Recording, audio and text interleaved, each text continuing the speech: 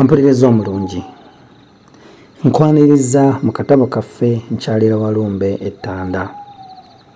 Katono nnyo okujjukiza we twakoma mu ssula yaffe eyayita nga tumaze okutuuka mu kigo ky'omutaka Walumbe, naye ebyembi munnange twali tutuukidde mu mbuzi ekogga.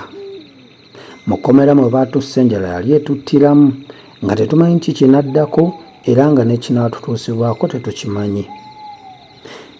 Naye munnange we twafundikirira essuula yaffe ng'agasajja gatudduukiridde.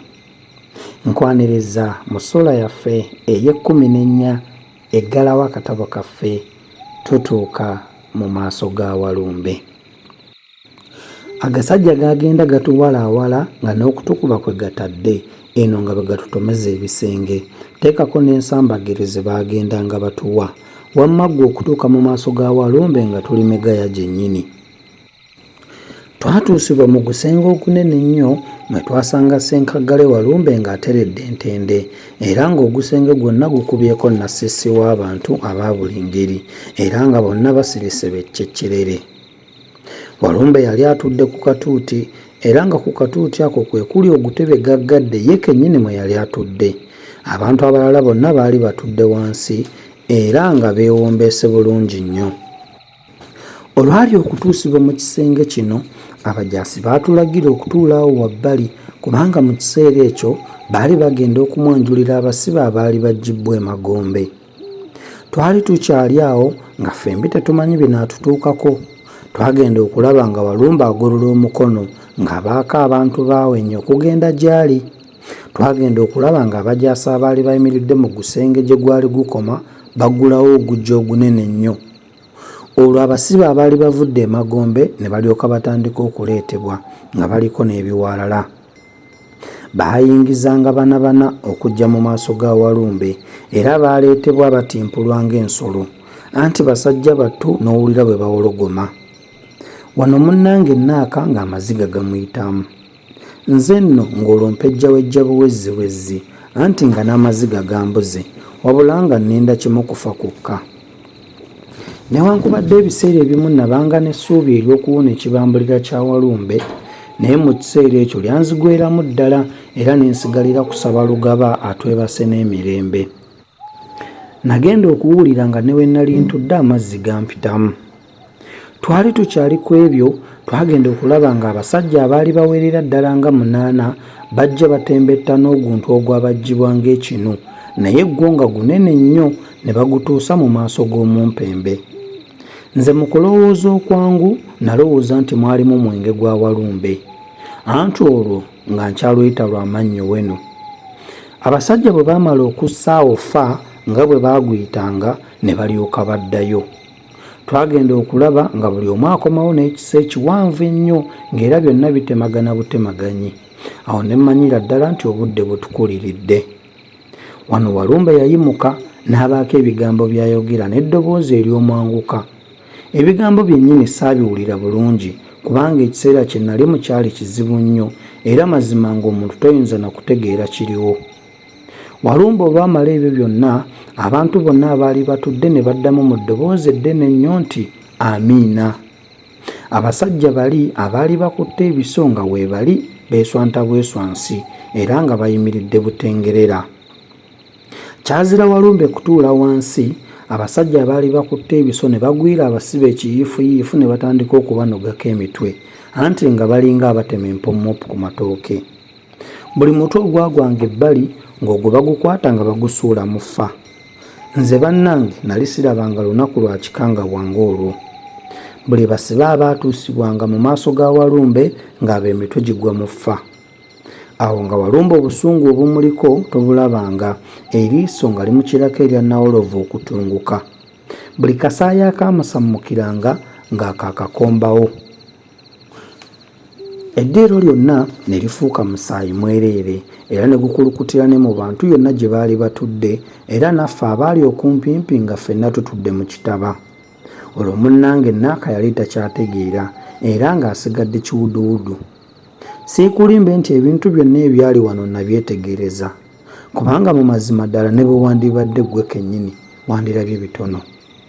Bannange, akawungeezi ako kaali kantiisa nnyo. abajaasi bali bannyini kusanjaga bantu nze banneewuunyisa nnyo anti nga tebalina na nsisi n'akatono. Abasajja bakandanga kwegayirira bo nga tebafaayo. Bannange ezziga ly'ekisajja newankubadde liva wala nnyo naye neeryange mu kiseera ekyo lyatonnya. Ekimu ku bintu ebyanneewuunyisa ennyo, omusibe bwe baamalanga okumutemako omutwe gwo baagusuulanga mu ffeeri, naye ate ekiwuduwudu saalabanga gye kyaddanga. Twagenda okulaba nga abasibe bonna baggwaawo era nga n'emitwe gyabwe gyonna giggweera mu ffa. Newankubadde nali wa kufa naye nawulira nga nkyaye Walumbe n'obulamu bwange bwonna, era olw'okubanga saalina kyakumukola namulekera Lugaba yekka nti yaliraba kyayinza okukola. Ebyo byonna olwaggwa era ng'eddiiro lyonna lisaanikiddwa akasiriikirira akatabangawo era nga n'abassi beesimbye butengerera n'ebiso byabwe era nga n'okweswanta kwe batadde, Walumbe n'alyoka atukyukira n'atutunuulira nga anaatumira. Olwo twali tulinda kiragiro kye kyokka naffe tulyoke tusanjagwe ng'amabuzi. Tuba tukyali ku olwo era nga tulinda ekiseera kyaffe eky'enkomerero, so nno era ddala kyali kijja, Walumbe n'alagira amangu ago naffe tusalibweko emitwe. Omu ku bajaasi be n'ajja ng'alaaka era nga n'ekisaagaludde n'ankwata. Amangu ago neebagazze ate omulala yeebagazze Naaka, munnange nga batutwala ku ffa. Bwe baatutuusa awo nga batuganzika awo era nga abajaasi beeteekateeka okuggyako obulago. Naye essaawa yennyini eba etuukiridde ddala era nga naffe tumaze okutta emyoyo gyaffe, Walumbe n'alyoka atuddiramu n'atubwatukira mu ddoboozi eddene nnyo nti, "Mubaleke abo." Nze nno munnoowo saakiwulira na bulungi wabula nawulira ng'agambye nti mubatte. Wano nali neefundikiridde ddala era nga n'amannyo nnumye era nga n'okuzibirira kwentadde. Olwo abajaasi baatuleka era Walumbe kennyini n'atulagira okuyimirira awo mu maaso ge. Mu mazima agayimirira gaatubulira ddala wabula ne tutuula butuuzi. Bwe twamala okuddamu akawubuntu, olwo nno ne tulyoka tufunamu agayimirira. Walumbe ng'amaze okukkakkana ku busungu yatukyukira n'atugamba nti, "Mwe mumponye era mulula, kale mbasonyiye mugende." Wano twabulwa ekyokukola kubanga kyali kizibu ddala okukkiriza nti ekyokutusonyiwa Walumbe nga bwe yali afaanana ayinza okukikola. Ekintu kino abantu abaali mu kigo kya Walumbe baakyewuunya nnyo kubanga okuva ddi na ddi mu byafaayo bya Walumbe yali tosonyiwangako ku muntu gw'alagidde kuttibwa. Twaseebulukuka mpolampola ne tusegulira Walumbe nti nno si kulwa ng'ate obusungu bw'omutembo obuto n'atuzza mu mbuzeeko ggo oba okututtira ddala. Okuviira ddala ku mulundi ogwo lwe twawona ekibambulira kya Walumbe, twamanyira ddala nga bwe twali ab'okuwangaala ennyo. Owona musajja ki Walumbe?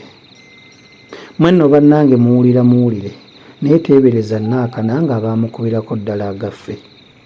Mu mazima katono tufe ekitiibwa ensisi, leero naakutendera ki? Twamalira ddala akabanga mu kigo kya Walumbe nga tetunnaba kutegeera bulungi. Naye bwe twamanyira ddala nti Walumbe yatusonyiwa era nti yatukkiriza n'okuddayo ewaffe, twalinga abali mu kirooto. Awo ng'essanyu lye tuliko ery'omwoki wa gonja lidda bbali. Munnange Naaka yangwa mu kifuba era n'atandika okukaaba. Ne mmukwata ng'omutwe gwe ngutadde ku kifuba kyange ne mmusiisiitira era nga n'okumunywegera kwentadde. Twamalira ddala kumpi omwaka mulamba nga tuli ewa Walumbe nga tusanyuka era nga twetegekera olugendo lw'okudda ewaffe kye tutaalowoozaako n'omulundi n'ogumu kubanga ffe obulamu twali twabuwaayo dda.